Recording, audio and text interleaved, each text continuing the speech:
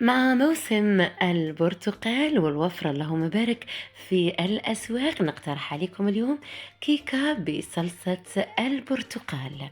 هذه الكيكة منعشة، قوام رطب يذوب في الفم، وتزيين مميز.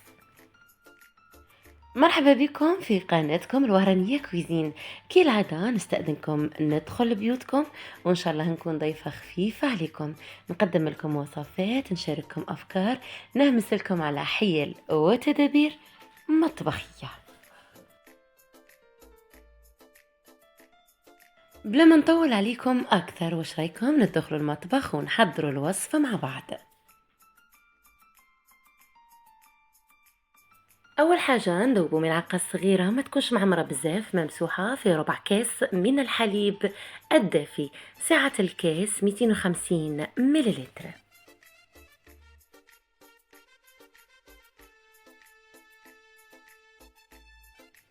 بعدها نحطوا بيضتين نخفقوهم مليح مع نصف كاس من السكر ورشه ملح. استعملت الضراب الكهربائي الباتير، تقدري تخدمي فقط بالمضرب اليدوي. هنا زدت نصف كاس من الزيت خلطت مليح. بعدها نصف كاس من الزيت، للأسف هنا ما صورتش هذه النقطة، لكن في الوصفة أضيفي نصف كاس من الحليب. راح لي هذا المقطع للأسف في المونتاج. أضفنا بعدها ربع كاس من عصير البرتقال، وهنا أضفنا الخميرة اللي كنا ذوبناها في ربع كاس من الحليب الدافي، مبشور برتقالة.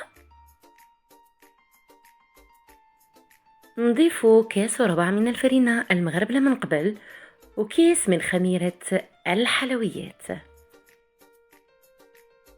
إذا كنت تشوفي القناة لأول مرة ولا خرجت لك بالصدفة، تشوفي أنها تستاهل تطلع وتستحق المشاهدة، ما عليك حبيبتي إلا الاشتراك، البارتاج، والضغط على زر الجرس ليصلك جديد الفيديوهات.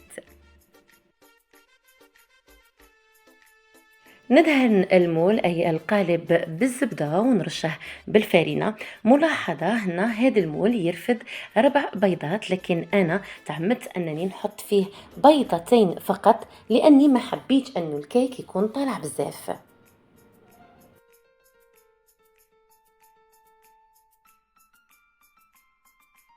نحط الخليط في المول وإلى الفرن لنكون سخناه من قبل.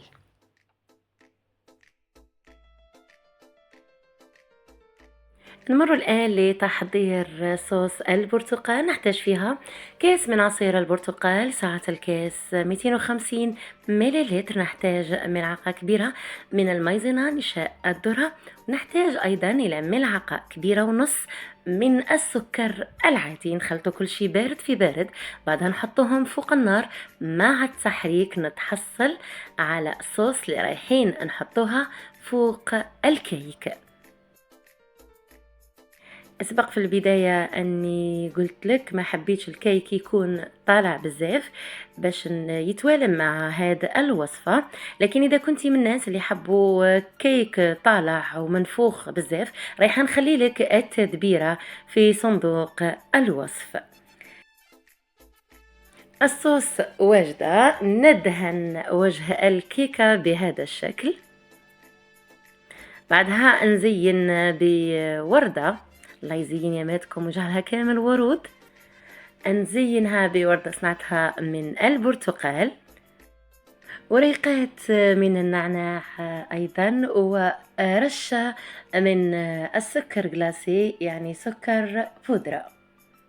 كانت هذه آخر لمسة قبل ما نقطعها ونقدمها، تنفع لمناسباتكم وجلساتكم العائلية.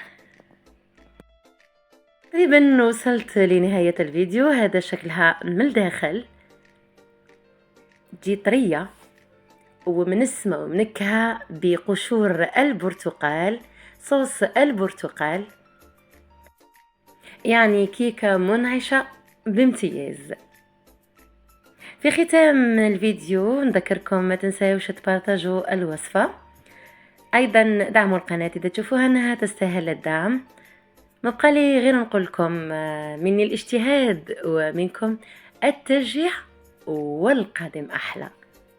سلام.